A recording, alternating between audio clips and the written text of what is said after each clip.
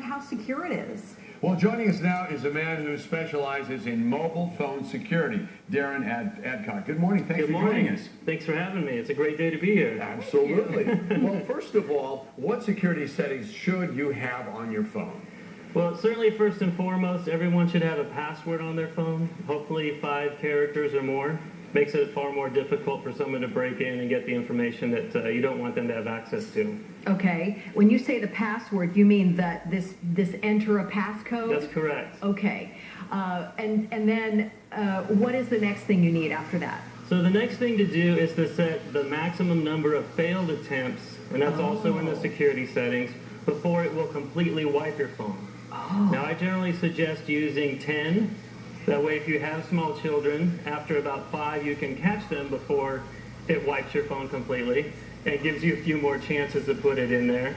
But that way, if someone does find your phone at Target or wherever you've lost it, after 10 tries, it'll just wipe your phone and protect all your information. Okay. That's awesome. That's awesome. When you say they'll wipe your phone, it doesn't mean get rid of everything. It does mean get rid of everything. It does. Because we know that generally you have about a 50% chance of getting your phone back if you lose your phone. Oh, okay. So that's, yeah, you got to protect it. Absolutely. So you got to protect it. You don't want, whether it's your Walgreens information or, B of A, your banking information, maybe vacation photos, text, emails, if you're syncing those as well.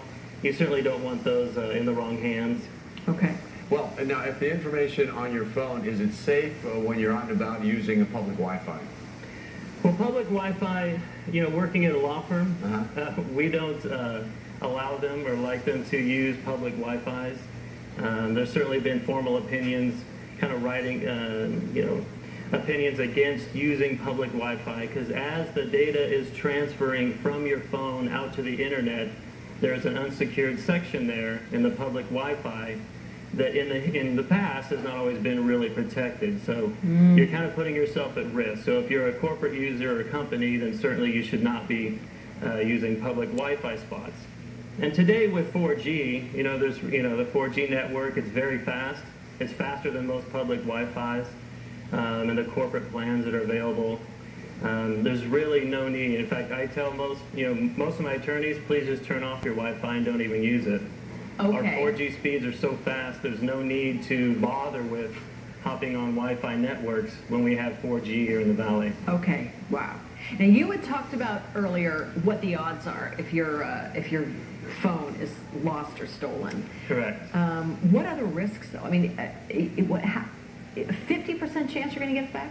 Yeah, so Symantec did a project last year where they left 50 smartphones in big cities. Just left them out. Just left them out there. So, at a city park, they just set the phone down, and of course they had software that would track every movement of the phone and every click on the phone.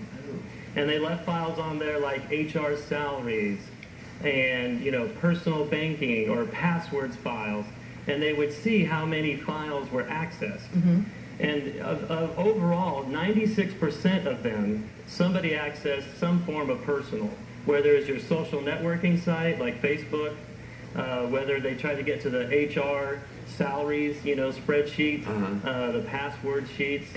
And so people are curious. And it's funny because it seems to happen over time. So you can tell that the person at the beginning, they just logged in and they saw, they looked at it and they could see who it belonged to, first of all, and they may have made an attempt to return the phone at that point, but over time, as they tracked it for a few days, the person went deeper and deeper into personal stuff. Okay, I don't like that. And one last question, what other tools or apps should you consider using if your phone is lost or stolen? Well, on a corporate side of things, we use AirWatch, which is a mobile device management software. So if you're a company out there, we use AirWatch, and that allows us to send a remote wipe signal that will completely wipe the phone. So if it's lost or stolen, and one of our attorneys come to us and say, hey, my phone was stolen, the window was broken, I know it's gone, then I can send a signal that'll wipe the phone completely. But what about a just general person? So a general person, you can use things like Find My iPhone, if you're an Apple user.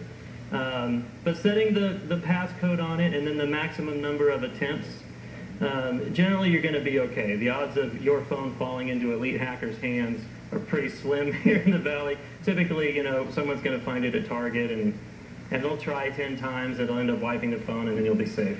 Okay. Wow, thanks for the advice. We really appreciate it. Yes, no problem. It's great being here. Thank you. Thank you. All right, it's currently 8:40.